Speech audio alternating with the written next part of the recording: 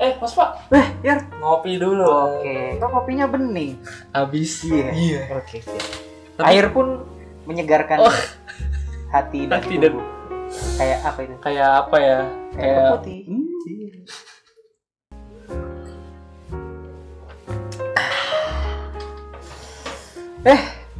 Selamat datang Di Weekly Weekly Challenge edisi Bincang Asik. Asik. Oke, hari ini kita mau bahas apa ya? Hari ini kita mau bahas bagaimana kita beraktivitas di tengah pandemi. Beraktivitas di tengah pandemi. Betul banget, kita harus punya aktivitas lebih dong. Masa kita diem-diem aja nggak? Oke, biasanya di tengah pandemi ini di rumah aja, Betul. tidak banyak aktivitas, kita cuma rebahan, makan. Jadinya nggak Main produktif HP. gitu mas.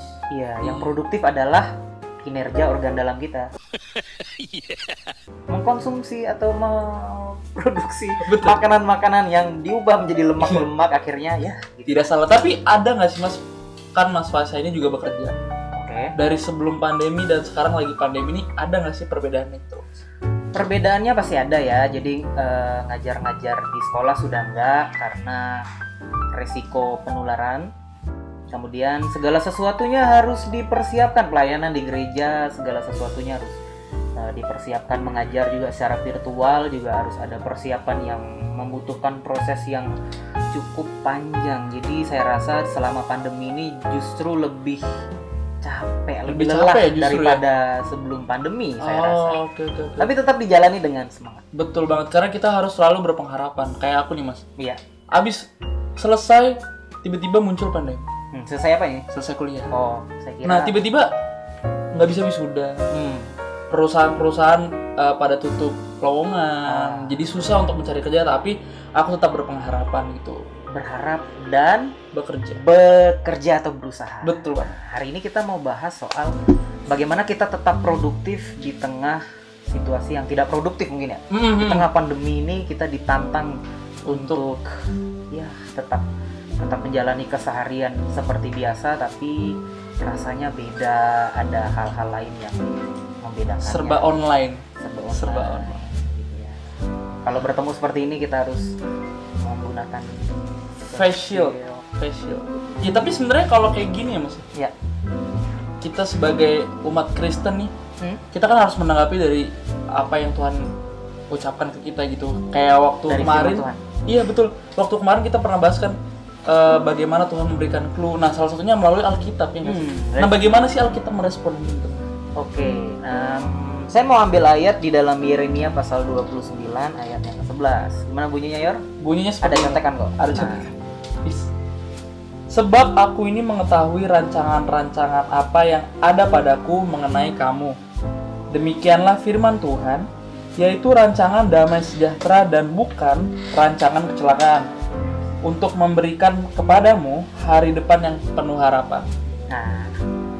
Nah, ini adalah surat yang ditulis oleh Nabi Yeremia kepada orang-orang Israel yang berada di pembuangan di Babel. Oke. Orang-orang yang dibuang itu tentu saja mereka mengalami kondisi yang berbeda gitu ya, dari sebelumnya. Sama seperti pandemi. Sebelum pandemi kita bisa berkumpul, kita bisa melakukan aktivitas dengan tanpa ada halangan, tanpa ada tekanan, Rasa khawatir. tidak ada rasa khawatir. Sekarang kita justru ada rasa khawatir. Betul. Dan lain sebagainya. Nah, situasi yang serupa sekalipun tidak sama, pada saat itu konteksnya pembuangan. Ini serupa ya mas ya? Serupa tapi tidak sama. Betul. Jadi orang-orang Israel dipaksa untuk berubah. Nah, dari segi ibadah, sebelum mereka pindah ke Babel, mereka beribadah di Bait Allah dengan prosesi yang begitu kusuk.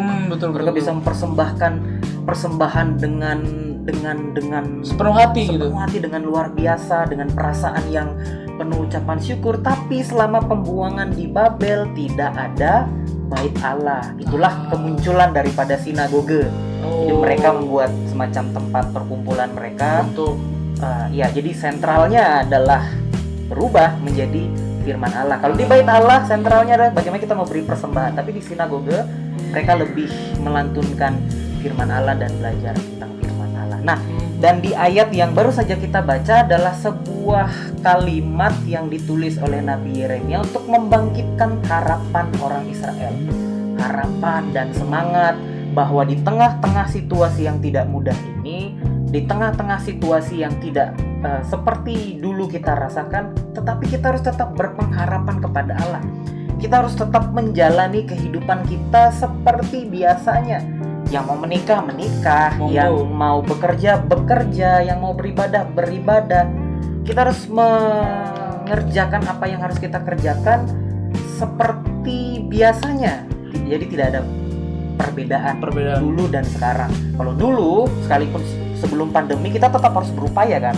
Kita harus tetap bekerja keras, kita harus berpikir kreatif, kita harus berpengharapan kepada Allah. Dan di tengah pandemi ini, justru yang ini jangan hilang. Kita tetap berupaya, kita tetap bekerja, kita tetap berpengharapan, dan kita harus tetap kreatif.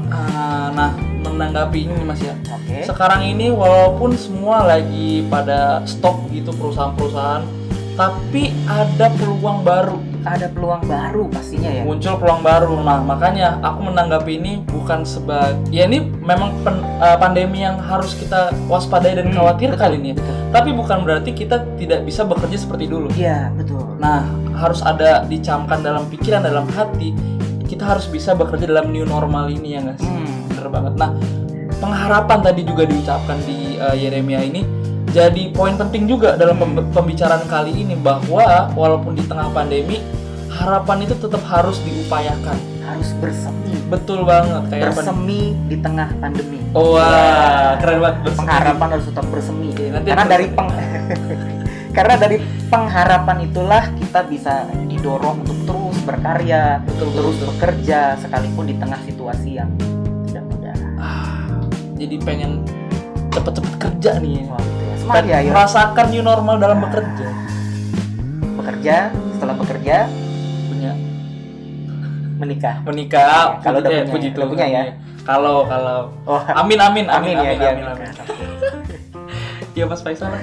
Ya, kita ikut aja. Amin. Oke. Nabi Yeremia memberikan suara Allah, bagaimana Allah akan membebaskan. Janjinya adalah Allah akan membebaskan bangsa Israel dari pembuangan. Itu janjinya. Tetapi sesuai dengan tafsiran yang saya baca, janji itu akan tergenapi 70 tahun lagi.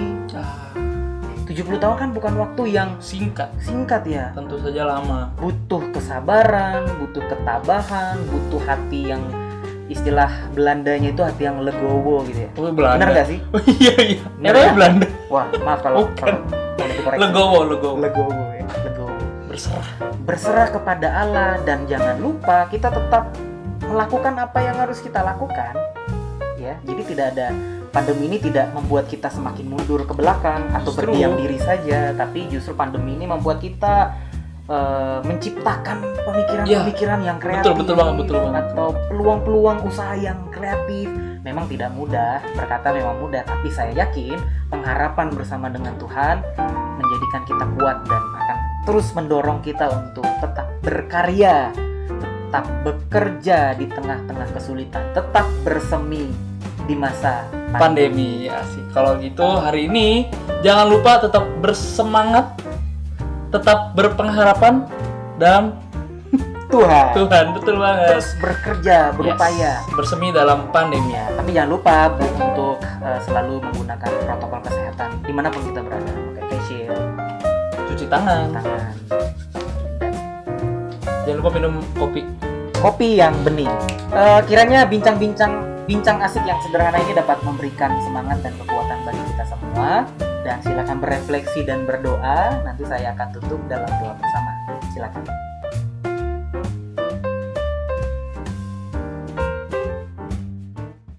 Baik, mari kita berdoa. Kami bersyukur ya Allah atas berkat-Mu, atas firman-Mu di hari ini memberikan kekuatan dan semangat bagi kami. Supaya hati kami terus berpengharapan kepada Tuhan dan terus-menerus berusaha, terus-menerus bekerja, terus-menerus berkarya di tengah pandemi ini, di tengah-tengah masa yang tidak sulit. Kami percaya kasih-Mu tetap menaungi kami semua. Di dalam nama Yesus kami berdoa dan bersyukur. Amin. Tuhan Yesus memberkati kita semua.